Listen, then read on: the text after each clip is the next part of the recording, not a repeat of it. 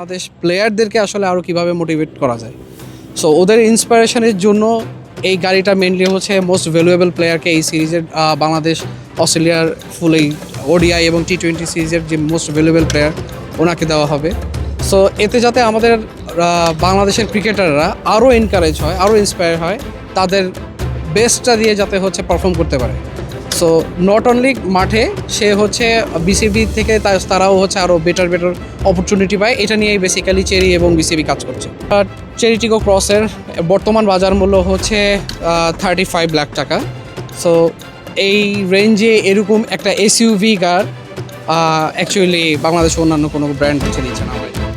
সারাদিনব্যাপী এই চেরি গাড়িটা রাখার জন্য মঞ্চ প্রস্তুত করা হয়েছে। এরপরেই আরাধ্য সেই ট্রফি বা সেই গাড়ি যে নামে ডাকা হোক না কেন, লাল রঙের এই গাড়িটি চলে আসে মিরপুরের শেরে বাংলায়। রাত তখন প্রায় 10টার মতো।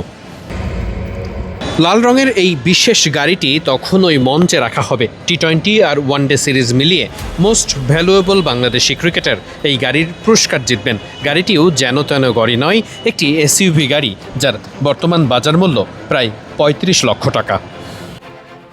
যারা গাড়িটি নিয়ে কাজ করছিলেন, গাড়িটির মঞ্চ প্রস্তুত করছিলেন, সবাই গাড়িটি দেখে খুবই খুশি। এত সুন্দর একটা গাড়ি বাংলাদেশ আর অস্ট্রেলিয়া সিরিজে মোস্ট ভ্যালুয়েবল একজন বাংলাদেশি ক্রিকেটার পাবেন, সেটা মনে হয়েই সবার মনটা ভালো হয়ে গেছে। মিরপুর শেরে বাংলা জাতীয় ক্রিকেট স্টেডিয়ামে বাংলাদেশ আর অস্ট্রেলিয়া সিরিজে খুব স্বাভাবিকভাবেই এই গাড়িটি থাকবে প্রধান আকর্ষণে। কে জিততে পারেন এই গাড়ি, কার থাকবে কয়টা সেঞ্চুরি, কে কয়টা উইকেট পেলেন, সেসব নিয়ে আলোচনা তো থাকারই কথা খুব স্বাভাবিকভাবে। এটা চেরির টিগো ক্রস মডেল। এটা 1500 সিসির একটি গাড়ি। এটার 147 হর্স পাওয়ার এবং 210 টর্ক। এই গাড়িটা পার 100 কিলোমিটারে অনলি 5 to 6 লিটার তেল হচ্ছে ফিউল খরচ করে। সো এটা বাংলাদেশের রাইট নাও প্রেক্ষাপট অনুযায়ী গাড়িটা খুবই ফুল এফেক্টিভ। এছাড়াও গাড়িটাতে আছে হচ্ছে 18 inch alloy rim, sunroof, power sunroof, এছাড়া এইচডি সাউন্ড সিস্টেম ইন্টেরিয়রে। এছাড়াও এটার ফ্রন্টে এবং ব্যাক রেয়ারে আপনার tiger script LED light lamp use করা হয়েছে।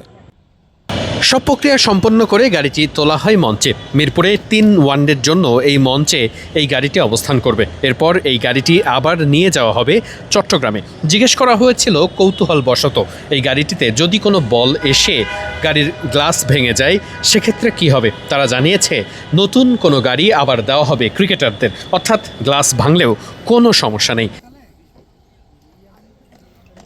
শোনা যাক এই গাড়িটি সম্পর্কে আরও বেশ কিছু তথ্য, বিশেষ করে এই গাড়িটির বিশেষায়ন কি, বিশেষ কী আছে যার জন্য এই গাড়িটি বর্তমান বাজারে বেশ জনপ্রিয়। সেসব কিছুই তুলে ধরেছেন এই গাড়িটির কাজে নিয়োজিত একজন কর্তা, যিনি মিরপুর শেরে বাংলা জাতীয় ক্রিকেট স্টেডিয়ামে এই মুহূর্তে অবস্থান করছেন গাড়িটির তত্ত্বাবধান কিংবা কিভাবে গাড়িটি থাকবে সব কিছুর দেখভাল করার জন্য। তার মুখেই শোনা যাক বাকি সব কিছু। এইটা হচ্ছে 50% চেরি এবং 50% জ্যাগুয়ার ল্যান্ড রোভারের ওনারশিপে চেরি গাড়িগুলি হচ্ছে ম্যানুফ্যাকচার করছে।